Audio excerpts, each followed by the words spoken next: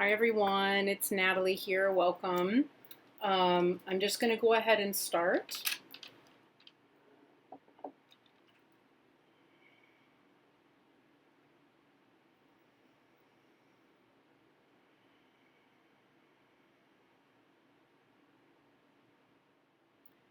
Om Arapatana Di, Om Arapatana Di, Om Arapatana Di, Om Arapatana Di.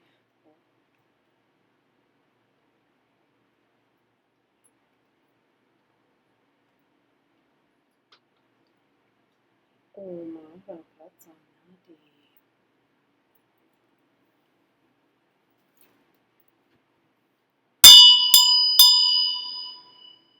Om Yedama Hetu Prabhawa Hetin Tekin Tato Gato Parihaya Watato Kinsayo Niroda Ewan Wadi Mahashana Soha.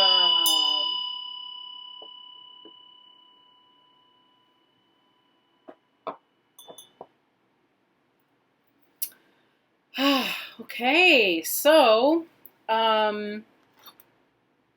last week was the Golden Mountain or Na'a, which is a really beautiful divination, really. I don't know, would I say that I had a Na'a week? I probably did. I would say, yeah, I probably did. Interestingly, yeah. Actually, I did, yeah. I wound up standing, like, as the Golden Mountain, yeah, several times throughout the week last week, actually, now that I think about it, and reflect on it a little bit. I haven't been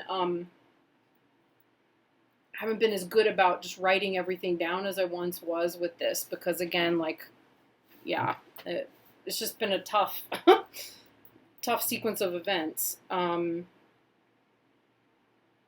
Yeah, and I've been kind of put in situations where I've sort of been called on to be the mountain, the golden mountain of stability and firmness throughout the week. Last week, yeah, a dear friend passed away last week, very unexpectedly, not even a year after his partner passed away. So that kind of took my whole family by surprise. Yeah, I'm going over to see my mom and dad tonight to just sit with them and spend some time with them. It's really devastating for my mom. A lot of her friends have been dying in the last few years, or receiving a horrible diagnosis, things like Alzheimer's, and it's been hard for her, really, really, really hard. And so, in addition to the pandemic, and so yeah. So that in mind, I really haven't had a chance to take all of it in. To be honest, I hadn't even really processed the partner's death, Terry's death, before David passed away. So, yeah, it's a lot. It feels like a lot. At any rate, today is also the anniversary, the month anniversary of Noah's death. So, that's the bad news. The good news is that I received a beautiful care package that arrived last night, and I thought, you know what, I'll wait and open it tomorrow. And I wasn't even thinking about this being the month anniversary. I just thought I'll have more space to open it today.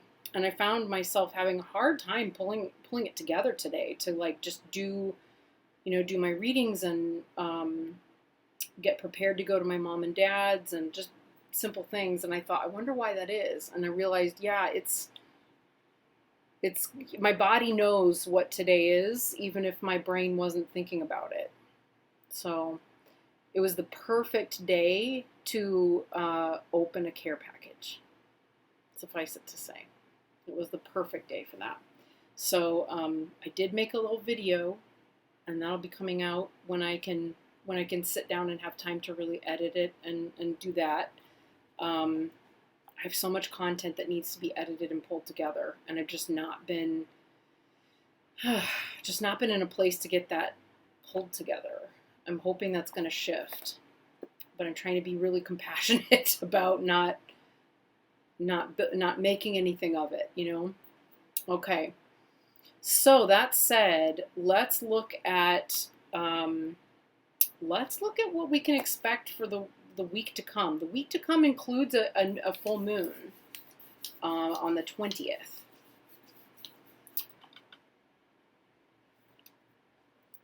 Okay, just looking at, there's sometimes writing at the bottom, and I was just looking to see if there was something noteworthy to pass along, but it's not anything that would make sense. All right, so we want to know what the outer conditions are for the week starting the 19th of September, going through to the 25th.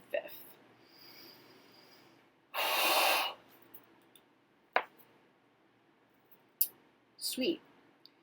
Pa. So pa is the first syllable, and that, as we know, is the it's water or nectar. Okay. So now we need to know what the inner is. I wonder if this will make sense with the visualization I had.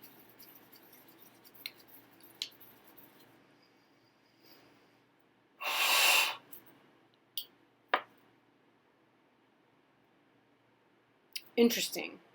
Not really. I have pa and ta. And so, well, we'll see. I mean, what I saw, ta is air blowing the water. So, not really a very favorable, it's not very favorable. It's not a very favorable one. What I saw in the visualization was Manjushri. Well, he was kind of blowing. Like his victory banners were kind of moving, or not the streamers. Does he have streamers in that image up there? There's an image on my calendar. This month is Manjushri. But I don't think that's it. It was like they were flowing and blowing in the wind, but he then burst into flame. So, I don't know what that means. I really don't. So we have pa ta. Oh, I usually find the card first. Yeah, we've had this one before, I think. So the week to come is the Demon of Afflictions.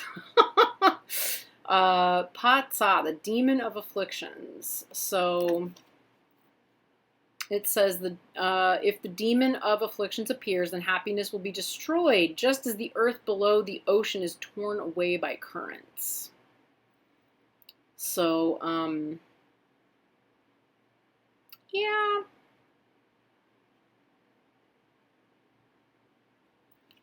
I think that's kind of a poor way of looking at it.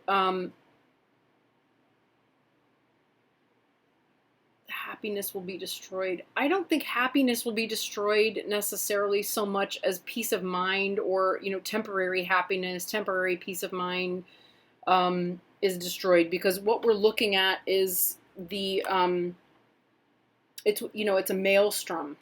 That's the best word I can come up with for it. It's a maelstrom of activity. It's having all of the water in the oceans churned up, and so it's like all of the water element in the body churned up, and a lot going on emotionally. Kind of a 5 of Cups, maybe.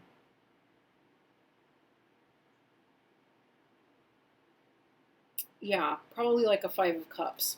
So let's see what's in the book. That makes sense given that we've got a full moon coming up. The full moon can feel like that particular divination at times. And it's let's see, we're in Virgo. Yeah, well, it's Pisces full moon. Is that right? Virgo?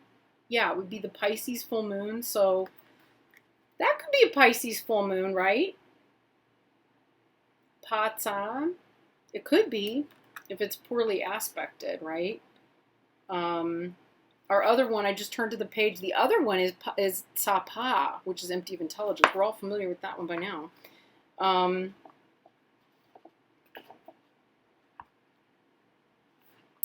let's see. It says the sign of this divination is known as the vicious Yaksha demon who dwells at the outer gate of the north. Said the ocean was agitated and muddied by the tail of the malicious Naga, which is clearly what we have here. We have the malicious Naga being agitated by that Yaksha. Yeah. Vicious Yaksha and a malicious Naga. That's nice. Okay. Okay, so family, property, and life, there are obstructions and great disturbances. This is making sense for me based on what I just told you all. Intentions and aims. For anything that you intend or aim, there are disturbance of mind and unhappiness. I think that should have been is. There's disturbance of mind and unhappiness. Sometimes it's like that. Friends and wealth. The outlook is unfavorable. They are like dust being carried away by the wind. So, yeah, money. I would look to that as like money or fees coming up. Interestingly, I just had to cancel a credit card today, or like call in and report a oh, why can't I think of the term? When you have a fraudulent charge. Mm-hmm.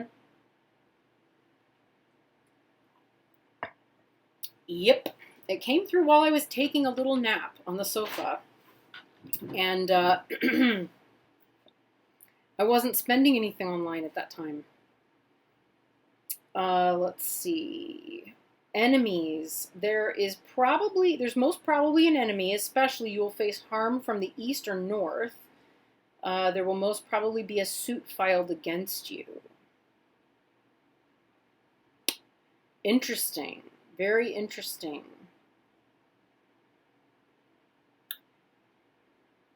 There is an enemy. I have very few, if any, in the world because I tend not to view people as enemies. But if you work actively to get me fired from a job, you might be someone I'd call an enemy for a little while until that's resolved. Someone that caused some great disturbance for me and ultimately turned against me to ensure that I would lose my job a long time ago, just popped back up. And I think that it's because they want to try, at least on the surface, to make amends with Tom and I, but they're going to have to... Sometimes it's not always wise to immediately... You know what I'm saying? You just look with a certain level of skepticism, and it's not that I'm not willing to forgive this person. I would, but there's no way on earth I would let them back into my life every day. You know what I mean? No. Just no. Guests. Those on the journey will be endangered by getting lost, having something broken, or falling. Whew.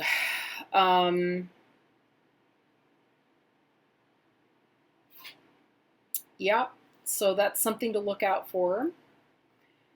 Illness, not unsurprising here. There are air diseases and diseases of the veins and tendons that hamper movement.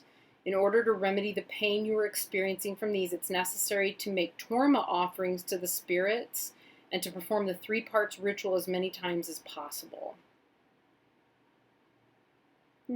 Also recite various sutras and the prayer of Samantabhadra, release animals, and perform the 4 mandalas ritual of Tara. It would be good to perform the meditation retreat of Achala as well. Those are really complicated, complex rituals to avert illness. We'll wear a mask, I think, and make wise choices. If there is, I'm going to say let's go in favor of its veins and tendons. With tendons, ice is your friend. Ice and elevation, and with veins, get up and move, walk, Again, elevate. Legs up the wall. Be gentle. Be gentle. I'm thinking, Tracy, if you're watching this one with like lymphedema, just being really careful about making sure you do all the stuff that you're supposed to do. I'm like doing this because it's like I want the water and the fluid to go back towards the body so that it can be brought back into the system. Releasing animal rituals are about compassion. So anything that we do that's to do with compassion for animals, compassion for beings that have it harder than we do, that's useful.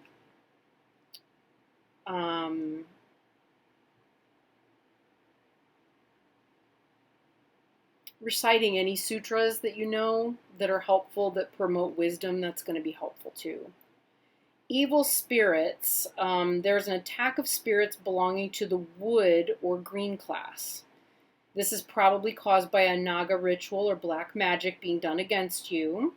Also, you are being harmed by reciprocal fighting, people saying bad things about you, or by your having gone to gatherings where there is fighting and quarreling.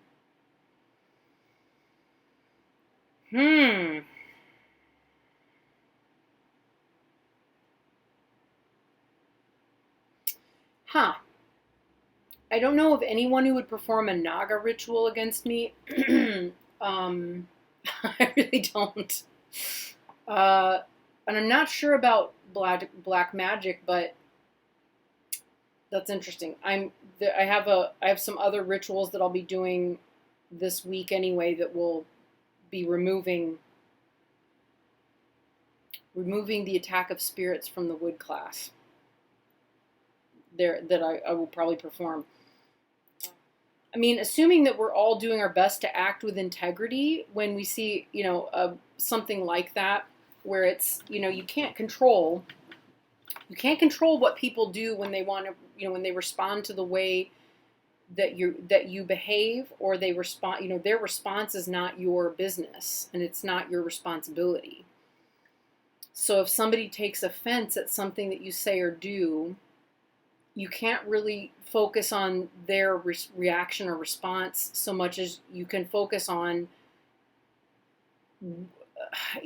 what was going through your mind at the time that you spoke those words, at the time that you did that thing, examining your own sense of integrity around it, and then deciding what needs to be done, or if there's anything to be done or owned up to. These things tend to pass when people realize that you have integrity and that your intention is to act with integrity, that you're willing to own up to things that you've done that may not have been okay. They tend to sort themselves out. The best medicine, I think, for those kinds of situations is really just lying low, being staying with your sense of integrity and doing your best, but focusing on their reaction to you or to what you say or do is only going to stir the pot further and make it worse most of the time. Okay, spiritual practice. Your mind will be disturbed, agitated, and unhappy. You will break your vows. Therefore, you should rely upon a chala, perform torma-repelling rituals of a wrathful deity, hang prayer flags, and clean the dust from Dharma books. Oh. Well, it wouldn't be the first time that that's happened. That wouldn't be the first time. Yeah. I mean, hanging prayer flags, cleaning the dust from Dharma books, that sort of thing is not a hard thing to do. Definitely not a difficult thing to do. Yeah. Lost article. The article went into the wrong hands and will not be recovered. That happens. That just happens. Will they come, and will the task be accomplished? Since your mind is very disturbed, it will be difficult to accomplish the task. Yeah. Well, it's hard to have a clear mind when a lot of emotions are coming up to the surface, right? That's going to make it challenging.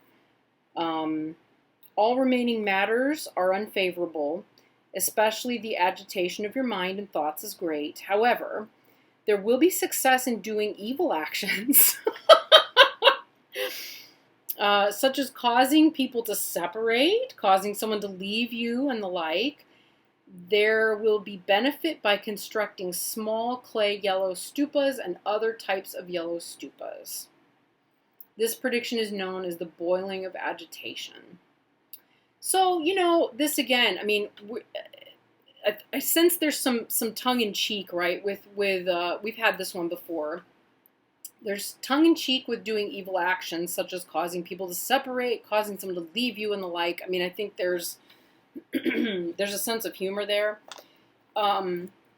It's being aware, doing our best to be aware of what we say and do, and of how that impacts our loved ones. Probably really super important right about now, I'm going to say.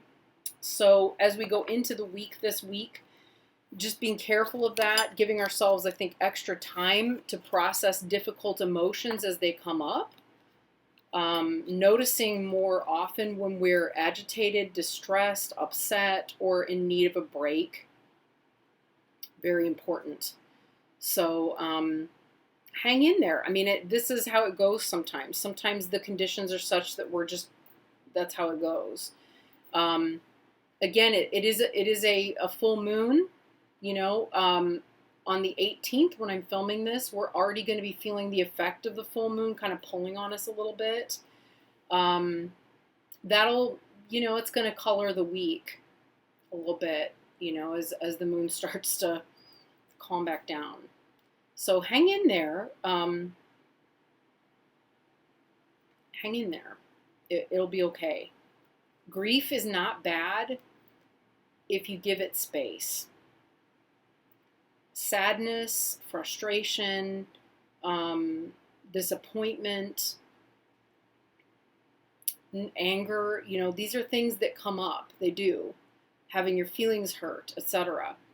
If you can sit with the emotion and just be purely with this raging sea without necessarily having to strike out at it, and add demons to it, right? Just let it be a naga thrashing its tail around in the water and causing a disturbance for as long as possible without extending that or making it worse by overthinking it, or by, when sometimes, I used to do this a lot when I was younger. I would get really upset about something and I'd be crying really hard and really cutting loose of a lot of emotion.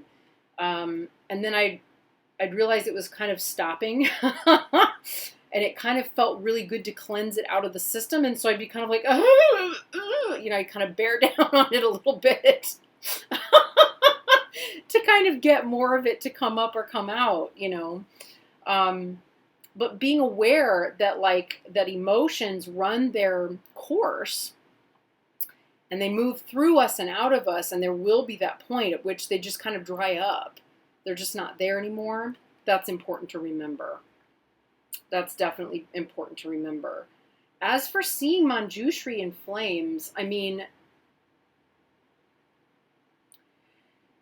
interestingly, I happened to think back to the week, it's not been that long ago, where the prediction was like scorched earth and too much fire. And what we had was hurricanes. This would seem to predict a hurricane. And right now, what we're dealing with is heavy fires that have gotten worse. Yeah, I don't know. It could be a message just for me to say, you're going to get angry this week, or be prepared to become really impassioned about something, or to need to put up a powerful boundary, because I sometimes use flames as a boundary. It may be that is an offering for you as well. There was something in here about, when we talk about evil spirits or we talk about things that vex us or energies that come at us from outside of ourselves. That's real.